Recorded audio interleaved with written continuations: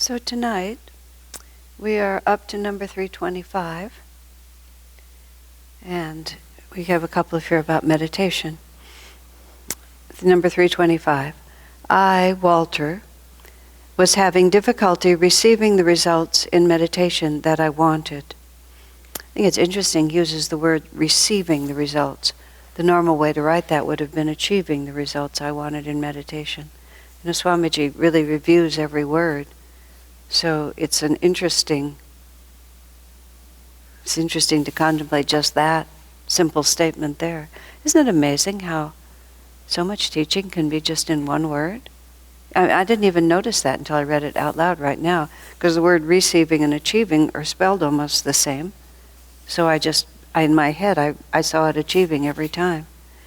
Okay, I was having difficulty, Swami writes, receiving the results in meditation that I wanted. The whole path is receptivity.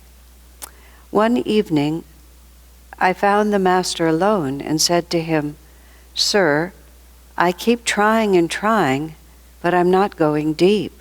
Am I not trying hard enough?" The Master shook his head. "You are trying too hard," he said. "You are using too much willpower. It becomes nervous. Just be natural. As long as you try hard to meditate, you will not succeed. Just as if you try hard to fall asleep, you won't be able to do it. Willpower should be applied gradually. Otherwise, it can be detrimental. That's why it is good in the beginning to emphasize relaxation." Well, there's a lot of instruction in there. Also, when he says willpower should be applied gradually, he goes on to say that's why it's good in the beginning to emphasize relaxation. So he's talking both at the beginning of your practice as a devotee and also conceivably as your practice of each meditation. Okay, so we start with him saying, I was not receiving the results in meditation that I wanted.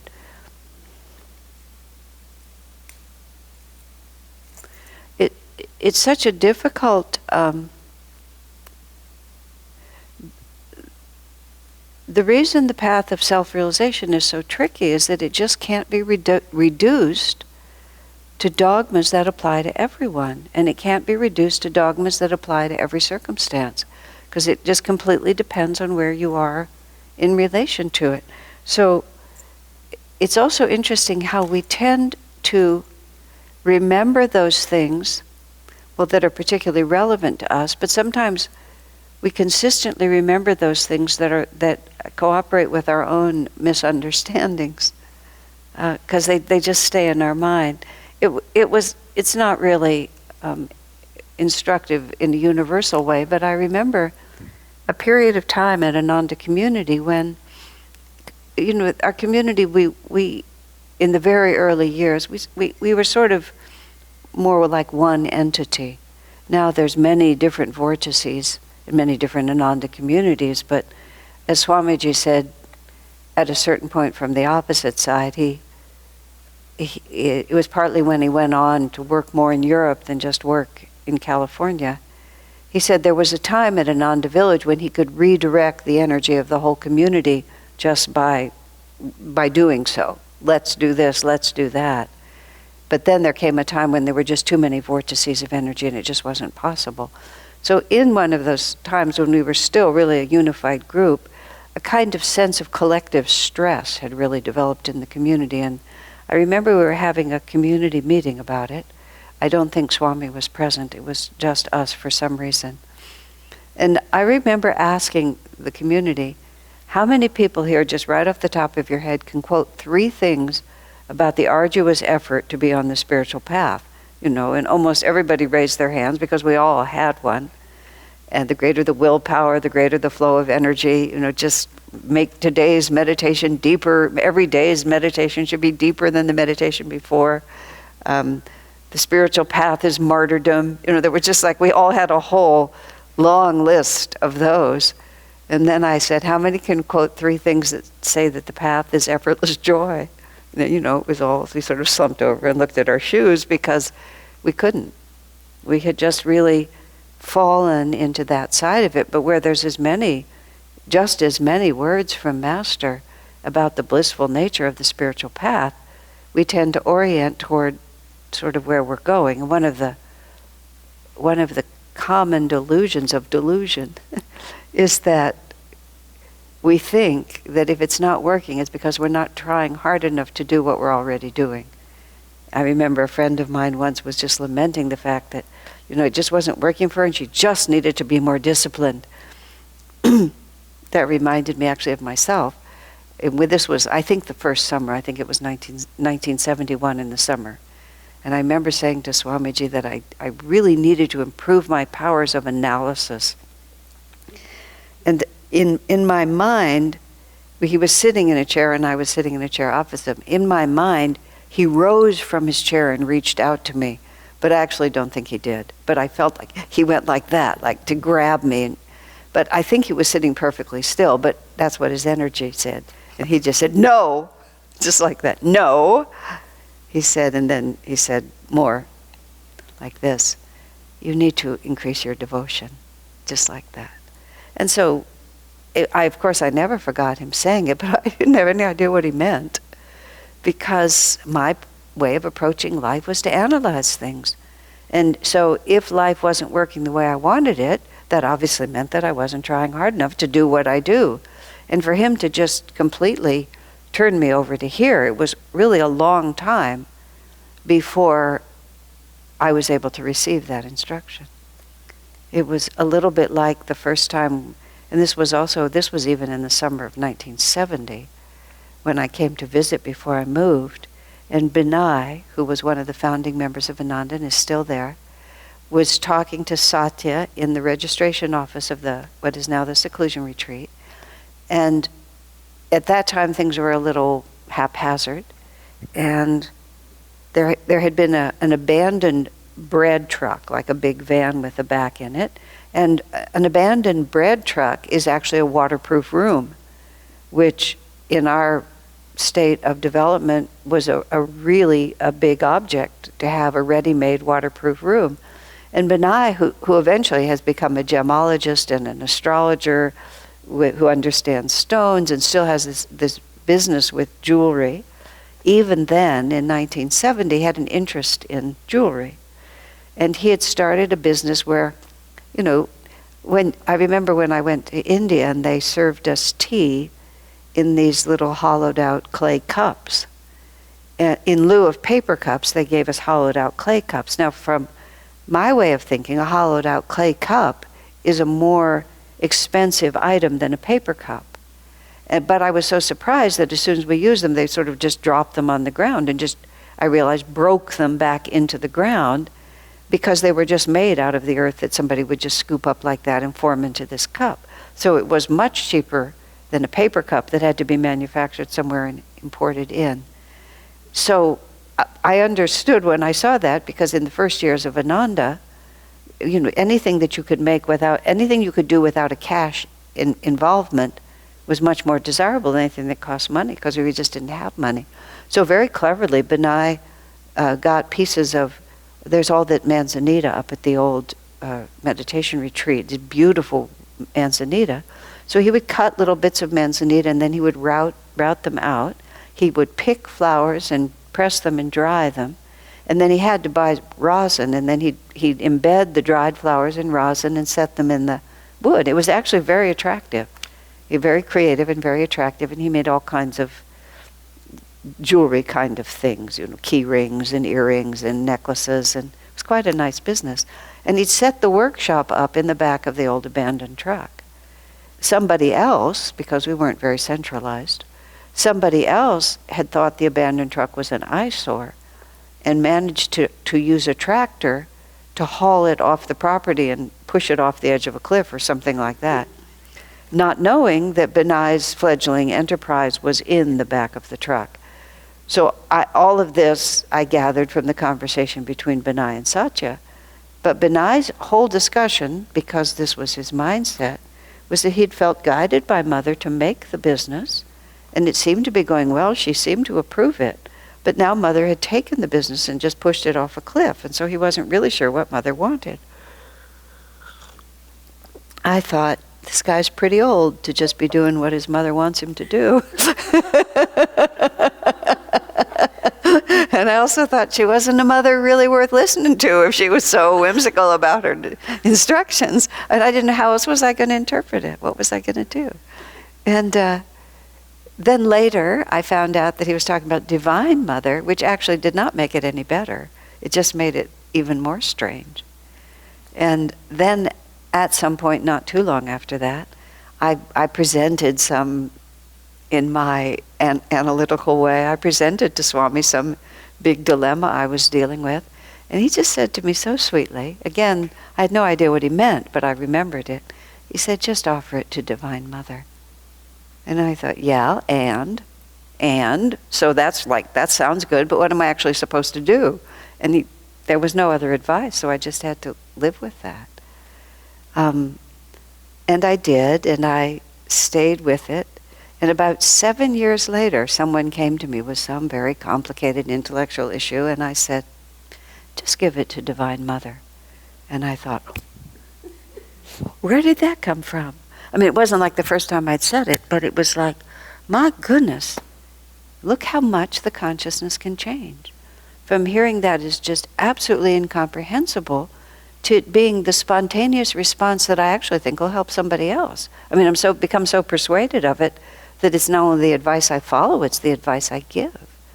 You know, so we all sort of run these cycles a lot, and we have to be really attentive to the fact that the answer is often a moving target. I remember myself, I tended to be over anxious, and I'd get wound up and do too much. And I remember Swamiji really saying to me very clearly, you don't always accomplish more good by simply doing more. And as I gradually understood that, what he was telling me was when you get all frantic about what you're doing, you're not really doing more good. You have to stay centered, you have to stay calm. Just to be frantically moving forward, you need to get your magnetism in order before you go, which is the rule I followed ever since. When I know my magnetism is off, I know I'm not going to accomplish anything anyway, so I need to say no until I can get it back. But then to someone else, he basically, when one of her friends was saying to Swami that this woman works all the time, Swami, you should tell her to take a day off. Then Swami reprimanded the one who made the suggestion and said, I know what is best for her. And as he explained later, he said, whenever she stops working, she falls into a mood. He said it's much better that she just work all the time, because it just depends on what our flow of energy is. So coming back to what Master's written here, Swami's problem was not lack of willpower. His problem was not lack of determination, but he then became the illustration for a universal principle. The difficulty receiving the results of meditation was partly the fact that Swami thought that the difficulty in achieving the results of meditation rather than receiving. Because if we're too tense, we're not able to receive. And in meditation, we're not creating this out of our own minds. When I would teach the beginning meditation classes, when I used to teach them, I would very early on explain to people the kind of meditation that we teach, that these masters teach for us. Because even then, but especially now, the word meditation is used in lots of different ways. And our meditation for self-realization, is a relationship to a greater reality. And it is an attunement to a reality that transcends what we normally think of reality, and that is actually there. And the word relationship is the key. Whether we make that personalized to Divine Mother, to God, to Guru, to God, if those are all the words that we can use, the word greater reality is a good beginning, and then you can give that reality characteristics by using images that the heart already understands. That's what Divine Mother really is. It's a greater reality that exists but is hard to describe because it transcends our language. But when we call it mother, then we begin to understand, because we understand what mother means. And we can even understand what ideal mother would mean, or ideal father, or perfect friend, or any of those things.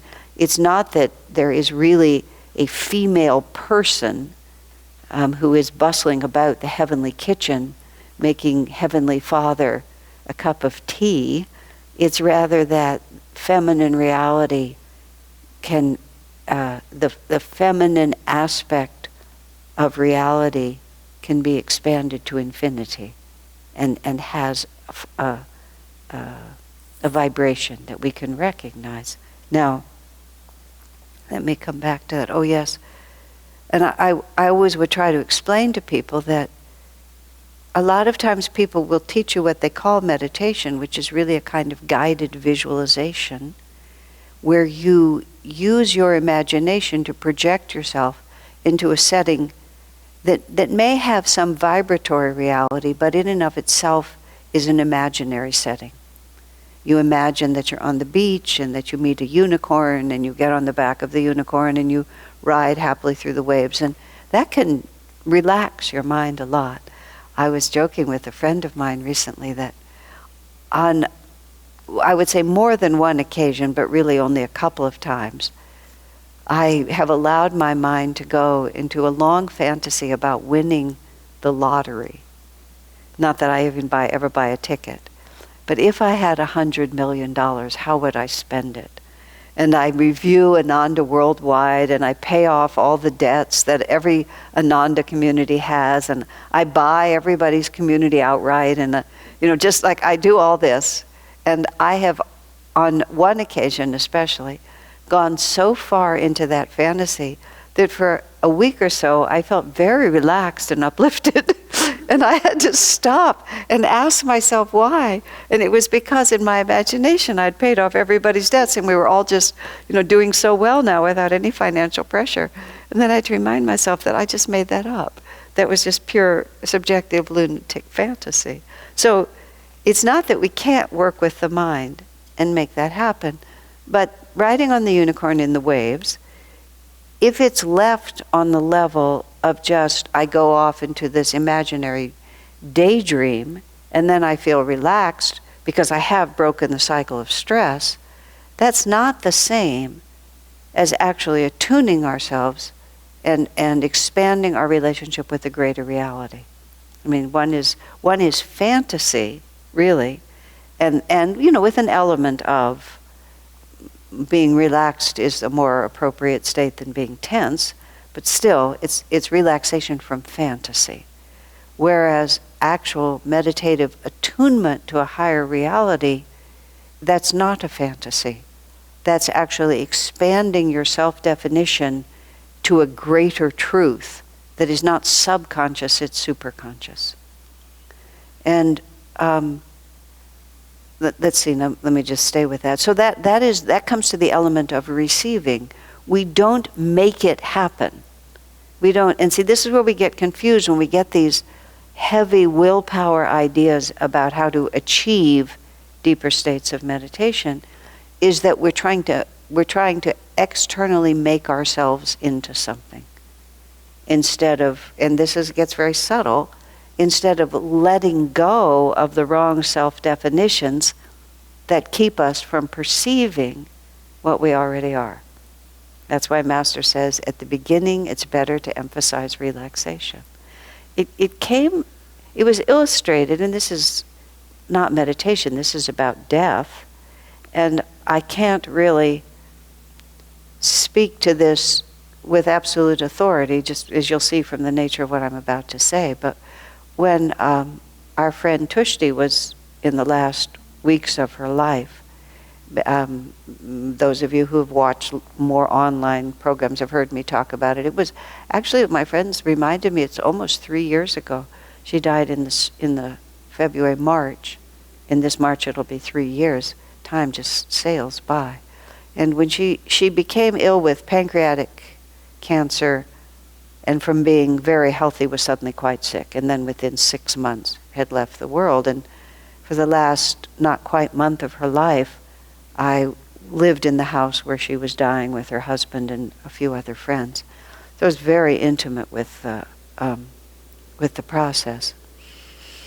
And she was a very conscientious person, extremely conscientious in the way she approached life and approached everything. She was very accomplished, and she was accomplished because she was very conscientious. And she was going through these stages of passing from this world, and since I can't go into super consciousness at will, I couldn't actually be in her consciousness. I had to try to deduce from words that she said and some intuition. But a number of times before she actually left her body, she went very far away from her body and very far into the other worlds, and that all of us could see. You know, there would be 6 or 7 people at different times meditating with her and her heartbeat and her breath. And I've seen the death process before, and the hospice nurse and others who know it even much better than I, also said, you know, she went into the places where most people go and don't come back. But repeatedly, like 5 times or 6 times, she would just come back, just sort of suddenly come back. And everybody was like, what's holding you? We went through many things. But at one point she said, she spoke of Master's teachings to die consciously. And it was, and she essentially explained that she kept coming back because she wanted to die consciously. And of course, I was in no position to tell her what that actually meant, although she was sort of looking to me for some kind of guidance in this matter. And I worked from a different angle because she had talked about how extremely aware she was of God's presence all the time. And I said, well, you know, you say that you're aware of God's presence all the time, so I'm not really sure what dying consciously would be, except to die in the awareness of God's presence. Now there may be well be a nuance there I don't understand. But she sort of thought about it for a minute, and I half-jokingly said, I think that's an instruction that's meant for us. I don't think it's meant for you anymore. I think you've gone to the other side of it. But it was extremely poignant, because somehow whatever I said struck something in her heart. And she said, I think I've always tried too hard. She said just like that. I've always tried too hard. And she didn't pass away immediately, but we basically moved into the next phase of whatever it was that she was trying to work through. But I can so vividly see the expression in her eyes and the realization that's coming. I mean, she's literally on her deathbed. She hasn't gotten up from her bed in quite some time. You know, I think I've always tried too hard. We get ideas in our head about what it's supposed to be, and then we continually try to manifest that idea rather than actually trying to receive what is coming to us. And that's why Master talks about, it's not that you're not trying hard enough, you're trying too hard. You have an idea of what this is supposed to be, and you just keep trying to achieve it. And he uses the phrase, just be natural. It's like we think natural's the last thing I want to be, because we think of natural as being all of our limitations. But I'll put it this way. This is the way, at a certain point, I began to realize an internal mistake that I was seriously making, that I've seen others make. Self-realization is not perfecting the self that we are normally identified with. That's how we think about it. I have to be perfect in my practices. I have to be perfect in my thoughts. I have to try hard enough. People are always asking, well, how do you know when you've done your best? You know, I said, well, just do your best and don't worry about it. How do I know if I've actually done my best? We think we have to perfect the me that I call me. But when I have actually received deep meditation or true upliftment, it's not because I've gotten everything finally in order. it's because for the moment I've forgotten that I exist. And I'm often quite surprised to come back and realize that I'm just as much of a mess as I ever was. I just wasn't concentrating on it anymore, which comes to one of Asha's completely false but wonderfully useful principles, which is that we never actually get any better. We just stop caring. It just ceases to be important that we have our life together in any way at all. And we recognize that God doesn't care either. Not in the way we think he does. He's not weighing and measuring us. He just wants to know that we have a pure heart and that we love. And that even if we're a mess, that we love. So I think it was not very long ago in this, we were talking about James Collar, whom Master said, I saw him on the beach and he was surrounded by light, and Divine Mother told me that he would be free in this lifetime. And Master even said, I don't know how, but Divine Mother told me, so it must be true. And that he was a chaotic person. He had what Master called commotion karma, which is a phrase that we've all loved because there's certain beloved people in our own community who have commotion karma. There was a man, I won't bother to mention his name, but he had commotion karma. And this was years ago, and that time he lived here. He hasn't lived here for decades. But he was just a big person who never seemed to quite do it as it ought to be done. And he was in the house that I was living in, and I had this shelf that was made out of glass and brass, and it had some little delicate things on it. And there were people in the house, and he just made some movement and knocked the whole thing over, and everything fell to the ground. Fortunately, nothing broke, but it all like that. And in exasperation, I said his name, so-and-so, you've just got to watch what you're doing. He said, watch what I'm doing? I didn't even know it was there. I thought, oh Lord, there's really no answer to this. I didn't even know it was there. But God doesn't really care. I cared, but he didn't care. God doesn't care. And James had that kind of commotion karma. Wherever he was, something just became a mess. But he had a pure heart, apparently, and God said he was going to be realized. And that's when, and actually the other time that I really figured that out was when my first summer at Ananda Village, when I ended up managing the retreat kitchen, not quite single-handedly, but very close to single-handedly, cooking 3 meals a day for 30 people, 6 days a week. And on the day that I didn't cook, which was Thursday, because in theory we fasted. In fact, people just came into the kitchen and got what they wanted. But in theory, we all fasted. And I would go to town and buy supplies. So it was a 7-day-a-week from before breakfast to after dinner. I loved it.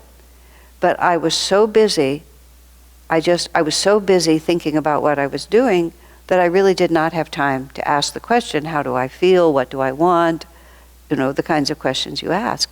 And if you don't think about yourself, you'll be happy, which was a principle I had known but never experienced until that. And then I realized that self-realization is self-forgetfulness, that your sense of self is simply forgotten in the realization and the contemplation of something more beautiful and more elegant and more uplifting than yourself. I mean, don't think about yourself and you'll be happy was one of the phrases that I found in the book by Yogananda that actually put me on the spiritual path. I understood intuitively that it was true, and I was absolutely bewildered as to what it could possibly mean. I was 19 years old. All I thought about was myself. Not in a selfish way, but in a constant awareness of how I fit into the picture. And I wasn't like taking for myself, but I always knew where I was in the story. And I was always calculating my own advantage. And my own advantage was often to be generous and selfless because that's what made me happy. But nonetheless, I was always in the equation, always. And the mere idea that I could not be concerned about my own place in the story was fascinating and completely incomprehensible to me. And so a few years later, when I was having that experience of karma yoga, in which I loved what I was doing, I mean, cooking for people is a superb karma yoga experience because you spend all this time, you make food, they eat it, it's gone, and then you wash all the dishes and do it again. I mean, it's completely the labors of Sisyphus. It's never ending. You just roll the rock halfway up the hill and it rolls down, and you roll it up. And everybody loves you for doing it. You know, it's like you get it, well, most of the time. Sometimes they don't. But most of the time they love you for doing it. And you just have to keep doing it. You can't stop. There was the title, a woman had 5 children and she wrote a book. I loved the title of her book. I've never raised children, but I understand it. The title of her book was, "Didn't I Just Feed You Yesterday?" Which is, that's it. Like, who cares? We're hungry again. And so, anyway, coming back, I started all this with just be natural. It's not like we can push it. We have to stop and receive it. We have to just let go of all that keeps us from knowing what we are in a divine way. And that was like, I'm saying to Swami, I have to improve my powers of analysis. So what that is, you know, the picture of me from that time too is I had longish hair, and I wore it in 2 little braids like this, and I still wore glasses before LASIK surgery, and I had these little dark cat frame glasses like this, and I was very thin because I was young. I was just small, you know. So everything was kind of intent focused like this and rather tightly wound, and you know, I was going to just make myself tighter and tighter. And he knew that I would never lose self-awareness if I just kept winding myself up tighter. That what I had to do was let go of all of that egoic-based approach to reality, and just be natural. I mean, I didn't have the foggiest. If he'd said that to me, I wouldn't even had a clue what that meant. You know, you just like you impose your will on the world. That's how you work. You don't allow. You don't ask what's trying to happen. You say, what am I going to do about it, or how am I going to calculate my position and respond to it? So he's even talking about meditation. Just be natural. And what he's also saying in saying that is, meditation is your natural state. Ego is actually the twist. I've thought sometimes of, you know, you see those cartoons where they have the diving bell that's shaped like that. I must have seen animated cartoons as a child, where you have cartoon characters and they go down in the diving bell, and you know, it's the pressure of the ocean when you get really deep is really intense, or even more, those incredibly claustrophobic submarine movies where they're way down in there, you know, and it's all real shadowy, and a lot of people shout and things happen, and invariably the submarine is penetrated and the water is shooting in, and you have this whole sense of how much the ocean is trying so hard to break through the shell of the submarine. And I've thought of that analogy, the diving bell or the submarine, is that the infinite is constantly trying to break through the shell of our ego. And just as the submarine has to be so well constructed to keep that water out, we construct this extremely subtle, complicated self-definition. And then we spend an enormous amount of our energy keeping it in place so that no greater reality can penetrate. And of course, what we're trying to do is become permeable, so that that our edges become blurred because the ocean is just simply flowing through us. And you know, the realization that I won't drown if I do that. The thought, we have this very strong thought that I'll die if I do that. If I actually allow my feelings to express, if I actually stop analyzing things, the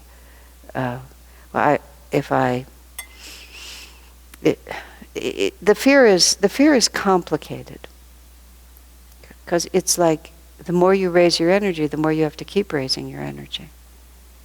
And there's a tremendous responsibility that just comes along with the more aware you get, you can't go back to sleep.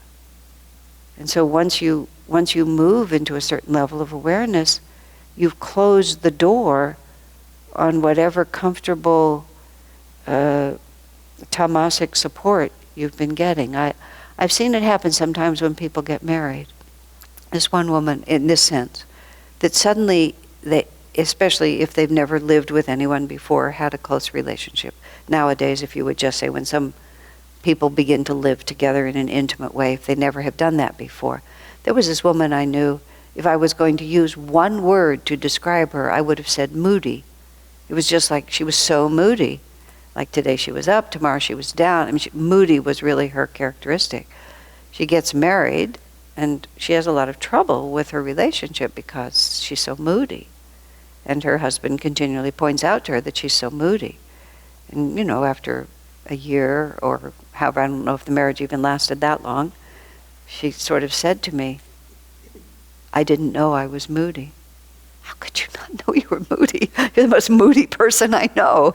But she just never knew because it was her constructed universe, and it was just how she coped with life. And it wasn't until this other reality came that it even crossed her mind that that's what was going on. But of course, once she knew, it was very difficult to ever shut off knowing that again. So the process on the spiritual path is ever increasing awareness of reality. And a lot of that is ever increasing awareness of reality of ourselves. So when Master says just be natural, he's also telling us that who you are is just fine, which we think that's what we want to know, but oftentimes we have a very carefully constructed system that is based on a self-definition that does not allow for that kind of just spontaneous. It's based on control, it's based on holding certain self-realities at bay. I mean, suppressing unpleasant memories, hoping to avoid facing traumas, just the sheer comfort of just falling into tamasic energy. Speaking of, sometimes what happens in a marriage dynamic, there was another woman that I knew who she married an extremely intense, energetic man who just did not have an off switch. He was just always aware and on. A good friend of mine because I'm a lot the same. Okay, so that kind of person. And this woman actually had a slight mental imbalance, actually more than slight, which none of us were aware of, but she kept herself in balance by basically sinking into a very tamasic state whenever the pressure felt too much for her. So she would just become very low energy, very dull, very not interactive, or I don't know exactly what. She didn't drink or take drugs, but who knows what she did. Maybe she watched television or slept a lot. But whatever it was a tamasic habit because it was necessary for her to keep her mental balance. And then she became involved with this man who kept her active all the time. And she lost her mental balance. There was just no way she could hold it. So our reluctance to be just be natural is where I'm going with all of this, is because we have solved the problem of consciousness in lots of egoically based ways. And then to actually understand that we can solve the problem of consciousness by completely surrendering those egoic based ways, that we actually have the capacity to raise our energy and then just relax and receive. Even too much willpower, which it would be hard for you to think of as not appropriate in meditation, can sometimes be just a continuation of that egoic-based self-definition. So that's why Master says, at the beginning, it's better to emphasize relaxation. And this is, let's see, does he actually use the word emphasize? Yeah, he says relaxation. I was actually going to say also, that's why devotion becomes so fundamental to meditation practice, even though he's not speaking it here. Because Master's speaking of physical relaxation, which is also, he's also speaking of physical relaxation, but not primarily. Swamiji said something that was just chilling once. I didn't put it into my book because I've never liked hearing it. He said, people often think they're going through some big karmic purge, but he said most of the time it's just something physical. Just like some physical change in the body that causes a mental change, and you think you're just, working out all this karma. It was a casual remark on his part, and I think it could be clarified. But he just sort of tossed that out once. I think what he was also saying is people take themselves too seriously. Just some little period of indigestion happens, and we think that, all of a sudden 14 past lives have now been resolved in this perception, I think that was the level on which he was speaking. And I believe he said it when I was either the only one present or one of the few present. So it might have also been a personal message, because I took myself a little too seriously. That is putting it mildly, okay? So, but the greatest way to relax is devotion. Because if you think of it just in human terms, when my friend, his children were born, two sons over a period of 2 years apart. And he said, I always promised myself I would never be one of those foolish, undignified fathers. Never, never, never. He said, I would never, just goo-goo and gaga over my children. He said, but once those children are born, he said, you'll do anything to get a smile out of them. And he said he was the worst of the worst. He completely lost his dignity and completely lost any concern for his dignity. Anything that would get a smile out of his sons, he would just do it without a moment's hesitation. And of course, what made him self-forgetful was just his sheer love of his children. And he also beautifully said, I was always an unselfish person. He said, but I didn't know what unselfish meant till I had my children. He said, then I discovered that selfless means having no self at all, period, zero. You just simply cease to exist. Your children are your reality. But parents don't think of that as a hardship. They think of that as a thrilling privilege because of love. Just as simple as that. And self-forgetfulness, lack of self-concern, comes because it's the spontaneous reaction of the heart when filled with love. So that's exactly what we're trying to do when we're meditating. And you can't make yourself forget yourself. That's just what he's saying there. If you try really hard, I'm going to try to go to sleep now, concentrate all my willpower on going to sleep. Anybody who has any insomnia, which I do, it's what actually happens is just at the point of falling asleep, just at the point of falling asleep, my mind latches on to some thought. And it's almost like I can feel it. I feel my mind go like that. And as soon as it clicks like that, it's like, all right, just give it up for now. It's just not going to go anywhere because it's tightened up. It was relaxing and now it's grabbed a thought. It's closed its fist around it. It's really annoying. I'm not a person who has real insomnia, like real people, like real insomniacs. But I will have trouble falling asleep because just at the point of falling asleep, my subconscious mind usually will throw up something that causes enough anxiety that everything goes tense, like that. And then once it's tense, it won't go to sleep. But so what we're trying to do when we meditate is we're trying to not be self-concerned. And what is apparent, he is the absolute definition of who cares? I'll die for my child in a heartbeat. I've heard parents tell me this. As soon as he holds the baby, as soon as the mother holds the baby, it's just like, take my life if it will save my child. And there's no effort required. It's like, of course, I'll die for this child, just like that. So that kind of spontaneous, self-forgetful freedom is what we're trying to have when we meditate. And so then devotion is the shortcut, which is you just can't teach meditation the way we're trying to do it, which is real transcendence, without devotion.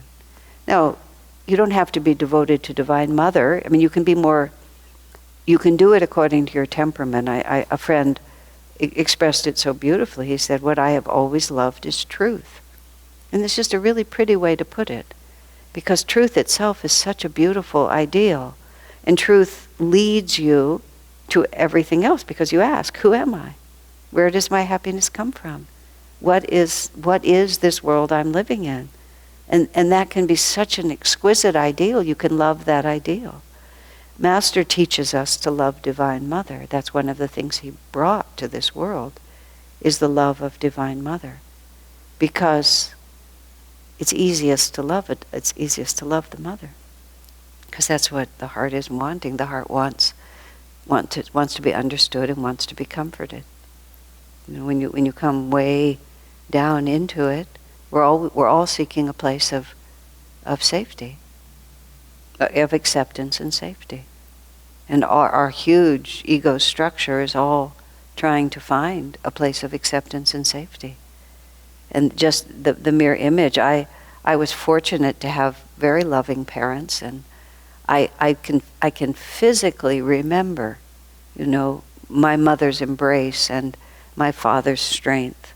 I can feel the father-mother relationship, which I was fortunate to experience in a very balanced and wholesome way.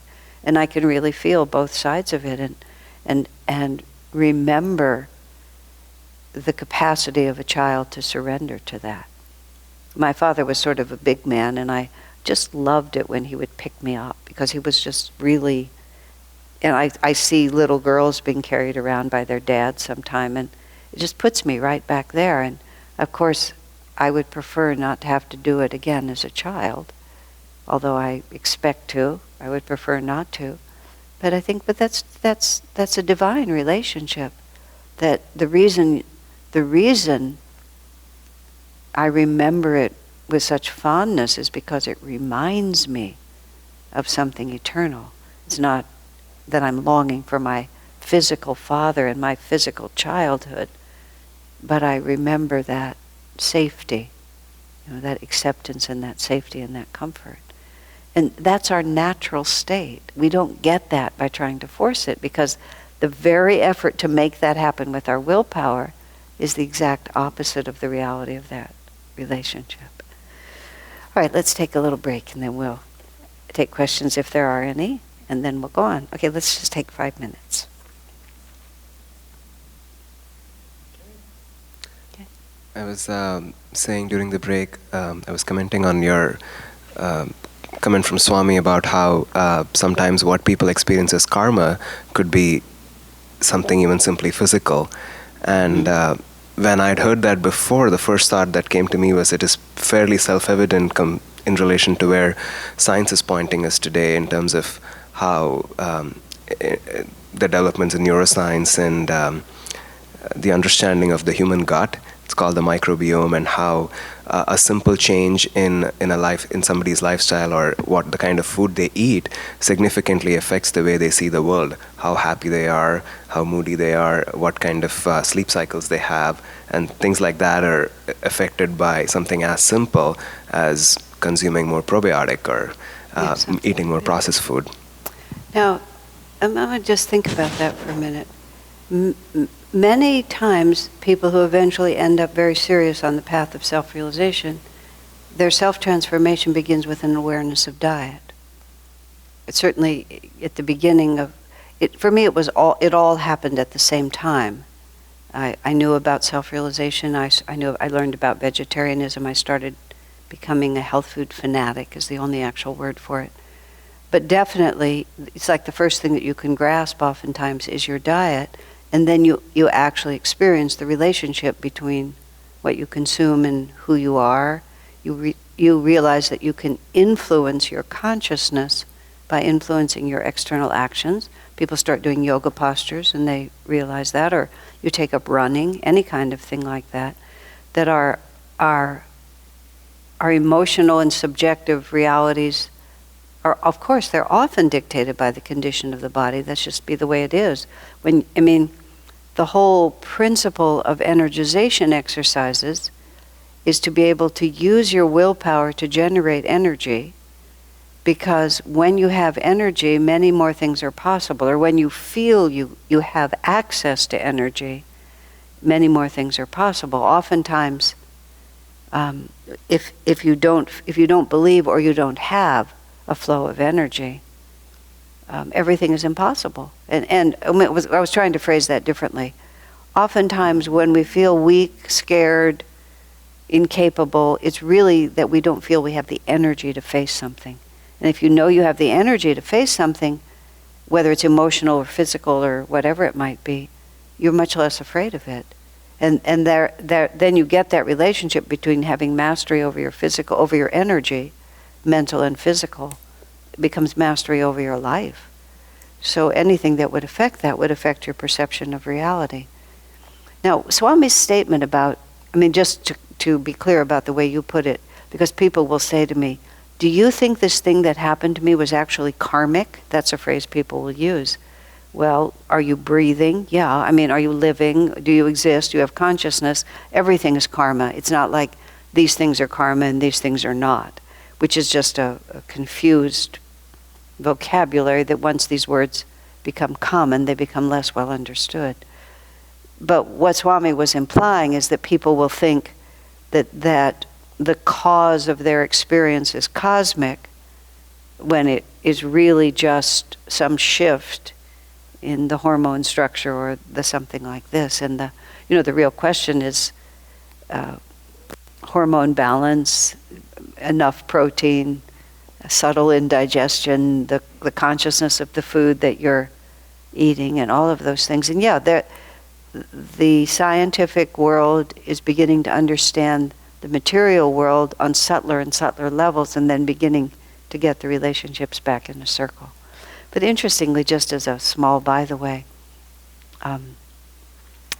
this was a conversation, just as it happens. There was a well-known spiritual teacher named Sant Keshav Das who died maybe 20 years ago, but he was a friend of Swami Kriyananda and would visit sometimes, and the two of them would have interesting conversations.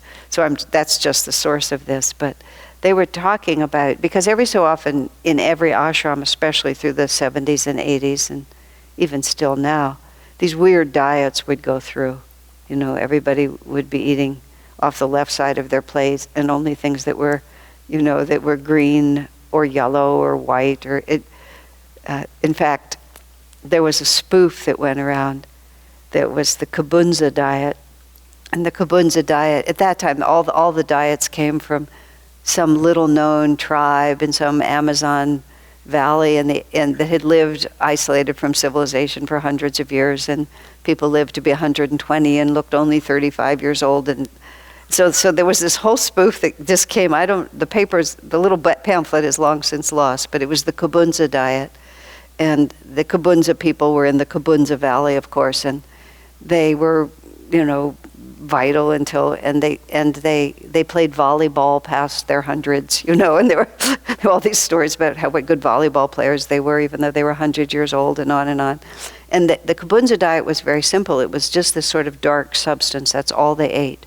So in this little analysis, some archaeologists managed to get some of the Kabunza and bring it back, and then bring it into a scientific laboratory where it was analyzed and discovered that it was bio-identical to Hershey with almonds.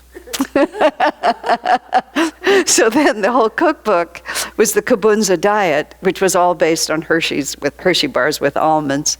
And you had all these, and then it just went into all the spoofs that you had double Kabunza, which was 2 bars together that you bit it together. And then you had Kabunza Surprise, which was a Hershey bar on the bottom, a Hershey bar on the top, and a Hershey bar in the middle, like that.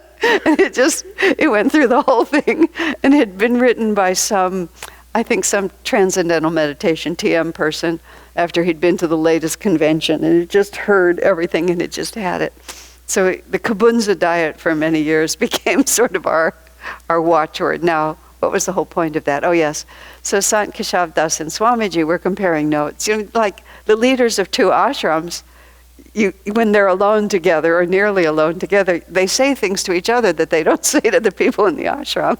But they were just both talking about this inclination to seize these diets as the final answer, veganism or whatever it is. And believe me, I went through so many of them myself that I know whereof I speak. Either I practice them or I watch them. And what they said was a really simple thing. They said in a very high age, where the veil between the material and the spiritual world is already very thin.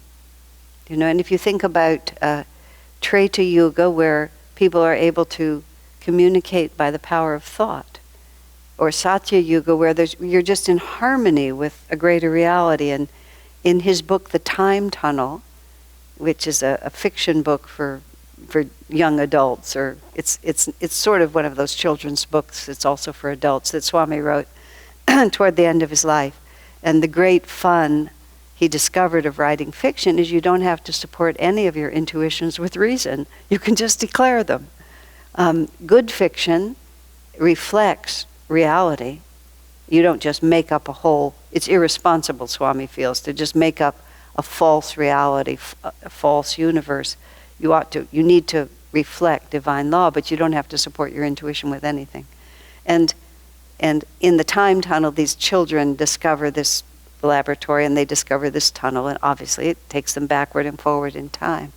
So when they go forward in time to a very high age, one of the characteristics of it, just a small thing, is that you don't have to have any window screens, because every aspect of creation remains harmoniously within its own sphere. So insects and human beings coexist nicely because insects don't invade and don't trouble the human sphere. It was just a very small point to just demonstrate a level of harmonious connection to a greater reality that we don't have, because that separation is too strong right now. So they were saying, Santji and Swamiji were saying to each other that in a very high age, you can do just a little bit of physical purification and it'll be enough to really shift you over. In the age that we live in now, which is very early Dwapara, he said you can't advance very far with physical purification, because the physical world is simply too dense. And so no matter how arduously you do that, the barrier is just too great. It's not the means. And then they were saying, in this age, devotion. In this age, devotion is the avenue, because devotion will cut through it in the present age that we're living, meaning this early Dwapara age. Did they mean through the whole Yuga? They didn't articulate it like that. They were making a contrast between and between. At the same time, what we are saying here is that you can really affect your consciousness by taking care of your body. Everybody knows that if you're sick, you feel very differently than you do. I used to joke that I don't have this anymore, but I used to crash and burn more often than I do now. And I used to, every so often I would declare that I was infected with the punies, is what I would call it, meaning I had just lost my capacity to cope. And I would just stay home for a couple of days and read novels, because I had the punies. I was too puny to deal with the world, and I would just live through it, and then I would pull myself out again. By making it sort of a joke, it helped. But my mind would just crash, and I just couldn't do it anymore. And why would it crash? Maybe it would crash because I was undernourished, dehydrated, all of these things. You see it all the time. It's very worth paying attention to. Yes.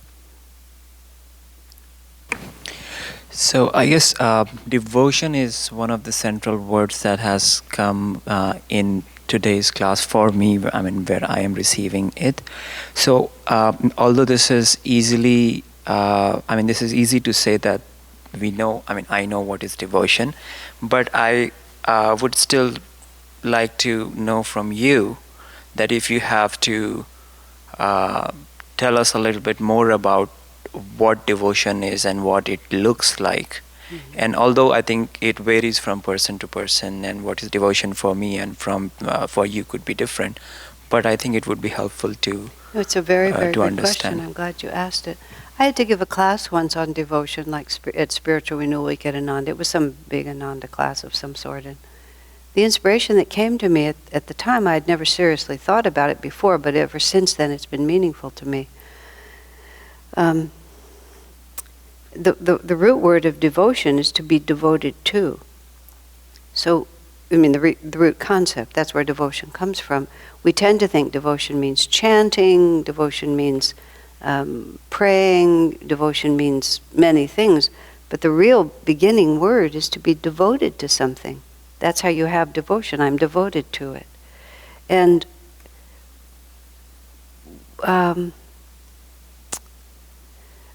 oftentimes people define devotion in a way that looks like it's an excess of feeling or emotion, which is not attractive to everyone, or may not be at all natural to some people.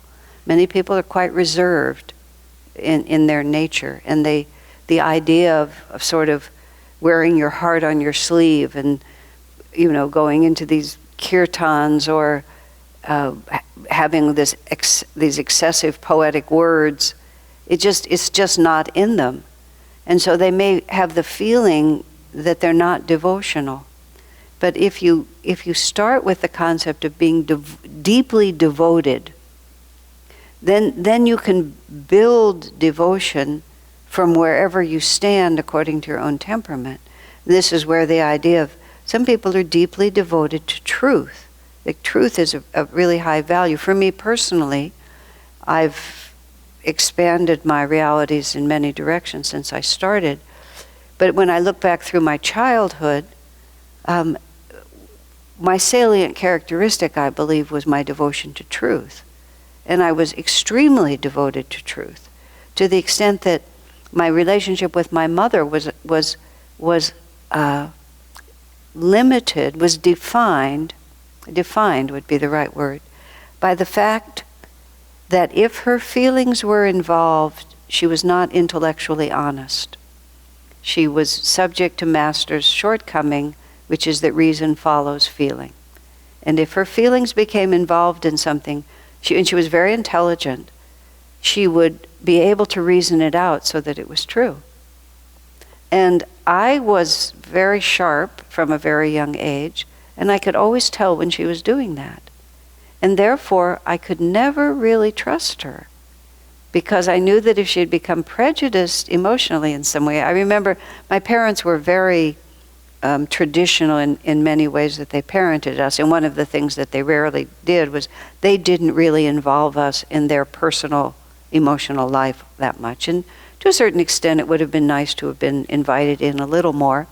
But one of the rare times I remember was we would go with my father to some kind of business convention sometimes, because it was a way to get a family vacation, and he would go to a few meetings.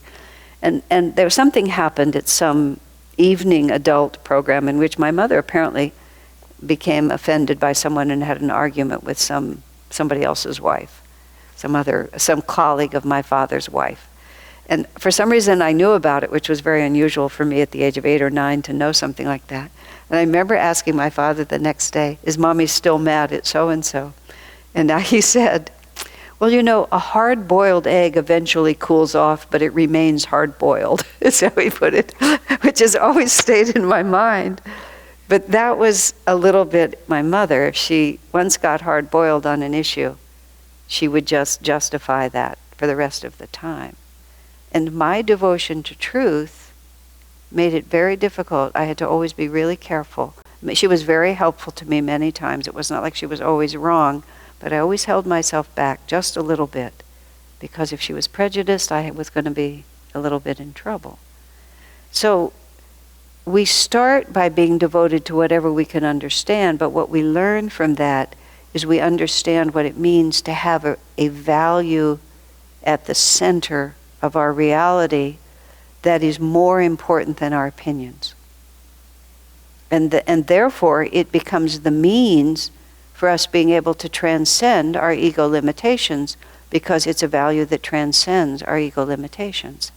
So even though, of course, I'm not perfect in it, I mean, truth is very important to me. And if I understand that I'm wrong, I'm very happy to be wrong, because my devotion to truth is greater than my need to be right. My mother was a little bit flawed in that respect. And it was a limitation in her, which I actually think by the end of her life she transcended. But at the beginning, that was very much like it. So you start with that, and then you become devoted as you can understand. You can become devoted to the guru. You can become devoted to your children. We become devoted to your children. You can become devoted to the guru. You can become conscious of a loving presence that begins to take care of you, and a sense of enormous gratitude begins to arise in your heart. Gratitude is a magnificent expression of devotion. A man was speaking to me about the fact that he didn't understand the word love. He didn't know how to love God or love Master. It was an odd, it was really a mental problem more really than a heart, but it stumbled. But I said, but you're very grateful for this path, aren't you? And he said, every day. I said, well, love and gratitude, gratitude is a very refined expression of devotion, of love. Because that's what gratitude is. Gratitude is a very active thank you, and that's a very strong form of love. So all of these ideas are what it means to develop devotion. And then when we get more accustomed to having a force that's bigger than our own mind, that doesn't just come out of rational thinking, but comes out of actual experience of something that moves us, that isn't subject to our control.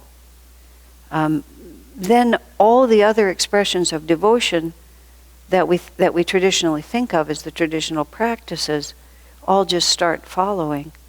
Because once you're grateful, you want to express your gratitude, and you want to communicate in ways that will be understood. You want to enjoy the relationship. Just like my friend with his little boys, he just didn't care anymore about what being a dignified adult.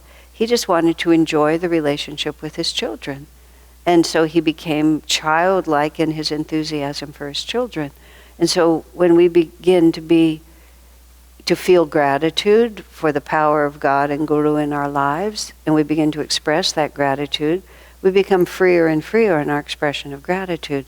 Whether anybody ever knows about it is really quite incidental to whether or not we're actually feeling it. But oftentimes we become completely free in our willingness to let other people see, because we don't care anymore. So all of those things. Does that help? Yeah, it does. Yeah. And thank you also for bringing up the love into this, because just as my mind was thinking about that, where is the place of love in this, then you spoke about it. So yeah, thank you for that. Love is an abstract concept. We have to think about what it really means. Everybody's attuned differently. Some people are just born. Someone asked me once, of the 8 manifestations of God, which are your favorites? Which I thought was an interesting question. And I thought about it for a moment, and I said, wisdom and joy. And that's really true. It's not, I'm all for love and peace, It's not like I don't want it. But my inclination is to truth. When I say wisdom, it's just truth it's just really, I always want to know what's true. Just to really understand what's true. And joy comes to me first. So it's an interesting question to ask yourself too, like, how am I inclined? Because it's all an equal story. So some people, and then when I was talking to someone about that, the woman said to me, oh, for me it's always been love.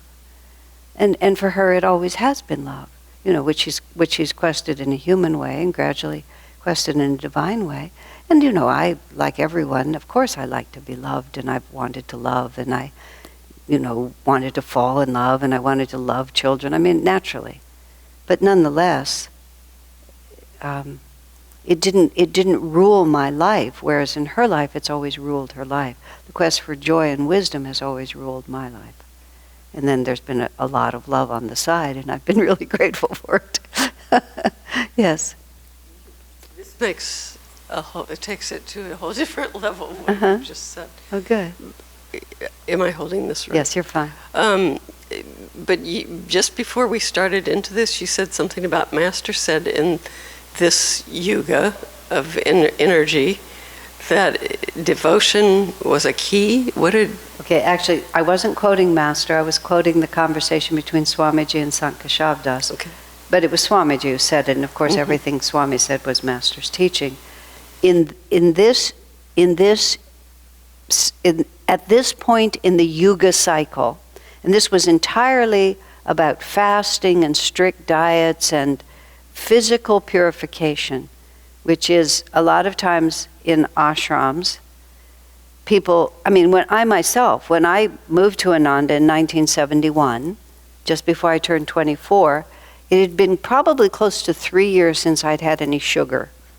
So I figured I was a hair's breadth away from cosmic consciousness. It was just like no sugar, God realization. It was just like a real close relationship in my mind. And some of you remember, sometime in that very first summer, I went, we didn't have Master's Market at the Ananda Village. We lived 20 miles from town. We were completely isolated and we had nothing out there. There was no access to anything. So one of the things we would do when we go to town, we, meaning Swami and all of us, we'd go to Swenson's ice cream parlor because it was a real treat that we just rarely had. And I was in charge of the kitchen, and believe me, there was no ice cream in that kitchen, I promise you. Not, at least during those years. But that summer, really early, we went to Swenson's ice cream parlor. There must have been 2 carloads of us, because I remember in my mind it was a long table. So there were people lined up on both sides. For some reason, I sat at the one end of the table, like the foot of the table. Swami sat at the head of the table. It just happened like that, or God put it like that. I've still got my braids and my little glasses and my little tight little form here. And Swamiji is I feel, again, these are these things like in memory, it was so exaggerated. Everybody's looking at the menu and talking about the banana splits and how many toppings we're going to get and how much ice cream and how many different flavors. And Swami is right in the middle of it. And then everybody orders these ice cream things. And I have this picture of everybody reaching across with their spoons, trying everyone else. I ordered a glass of water, no ice, please. And I sat there with a glass of water, no ice, while everyone else is eating ice cream sundaes like this. And I used to call myself, we were brahmacharinis then, I used to call myself Raisinarini. My friend was Prunamata and I was Raisinarini is what we call ourselves. We just little shriveled. And I sat there, this little shriveled, self-righteous person drinking room temperature water, while Swami Kriyananda and everybody else was enjoying ice cream sundaes because, no sugar was God realization. And fortunately, and for this I am always grateful, it crossed my mind that perhaps I was the one who was wrong. It would have been very easy for me to have left Ananda over that. But instead I thought, I think I'm the one who's wrong here. But I was really in that thought because, whoa, controlling my palate was a whole lot easier than controlling my mind. And so it was just like, I'm going to follow my natural inclinations. And into this day, I'm still terrible at fasting, but if I have to do some dietary thing, it's something I know how to do more easily than some people can do. But controlling my mind is still a big issue. So Sant Keshavdas and Swamiji were talking about the fact that everybody wants to control their bodies, because it's a lot easier than controlling your heart and your mind. And they were saying it's not an invalid practice, because there are lots of yogic practices, but they're for a much higher age, where the physical body is just this little bit of physicality. If I can just erase that, then I can be freed. So you do a little bit of physical tapasya, and then you really are liberated from it. But in this age, you can do a huge amount of physical tapasya, but the wall between matter and spirit is just too thick to penetrate with that tool. It's not a sharp enough tool. And that was when they said devotion is the tool, because devotion will cut through everything. I was just thinking also, because it's the age of energy, that it depends on your devotion. Well, you started with a mother and her child and all this, that we take it to the next level as much as we can. We take it to the next level as much as we can. But the ultimate would be, I was thinking of the Bhagavad Gita. I mean, there's Arjuna and God. Right. And but God isn't going to fight for him. Yes, but his devotion for God is going to take him. And his love for Krishna allowed him, I mean, when you go through the whole Mahabharata, and not just through the Gita, but the whole Mahabharata, Arjuna was so devoted to Krishna, he did what Krishna asked him to do. Even when Krishna asked him to do something that Arjuna thought was not Dharma, he still did it because he was more devoted to following Krishna than he was devoted to his own ideas. I mean, that's another when you think about devoted to. What am I devoted to? What am I trying to protect? You know, why am I fighting? Why am I fighting to keep my limitations? What am I devoted to? Am I really devoted to spiritual freedom? Or am I was talking, you know, it gets very subtle. I was talking to someone the other day and saying, the difficulty is that once you reach a certain point of evolution, spiritually speaking, you become refined, you become generous by nature, you become positive, you generally have a light consciousness, and you can look pretty spiritual just by doing what's natural to you. But you're not really advancing. And that's part of the reason why community is so helpful. Because if you're the only one who's at all spiritually attuned, you can look really, really big and beautiful over here because everybody else is so short. But when you operate in a community of peers, and especially a community like Ananda, where it's really a community of saints, and you begin to really see what's possible, then you realize it's not enough for me just to follow my natural impulses. How did Master put it? It's not enough to be good merely because it's your habit to be good. You have to be acting in complete transcendence of the principle of self. And it's, you know, it's all this, yeah, it's all marvelous. Mm-hmm. You know, I wouldn't let go of that devotion in the age of energy. So your energy then is intimately connected to your devotion. Well, I mean, devotion devotion that is limp is not going to have much effect. Oh yes, I just love God. Everything that God does for me is just so beautiful. You know, let's turn on the television and watch this. It won't get you anywhere. The power of your devotion has to match your delusions, or else it won't overcome your delusions. If the power of your delusions has more energy than the power of your devotion, your delusions will win every time. And that's sort of what I was saying. It's not enough to be good just because it's your habit to be good. You have to get to the edge of what you're able to do naturally, and then you have to exert energy to overcome. This is where Sister Gyanamata said,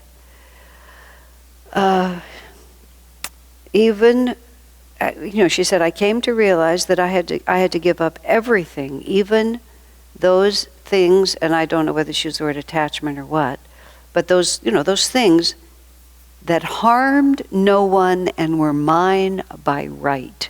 That was the phrase. She said even those had to be surrendered, because that was her point of overcoming. And it wasn't an objective reality, but to her self-definition, her security, and her comfort was still holding on to them, and that made them wrong. And that's also, it's like they're not wrong for someone else, but they're wrong for you, because for you, that's binding. For someone else, they might rise to that, but for you, it's binding. And wherever that edge is, that's where the battle begins. That's where energy is. Yeah, the energy of devotion has to be greater than the energy of delusion, or delusion remains. So, all right. That was fun. We did number 325. And the last class of the year is next week. Because I'm going to, some people thought I was quitting on Thanksgiving weekend because this is the last Tuesday of the month, but not this year. So I do one more in November, and then we're done for the year.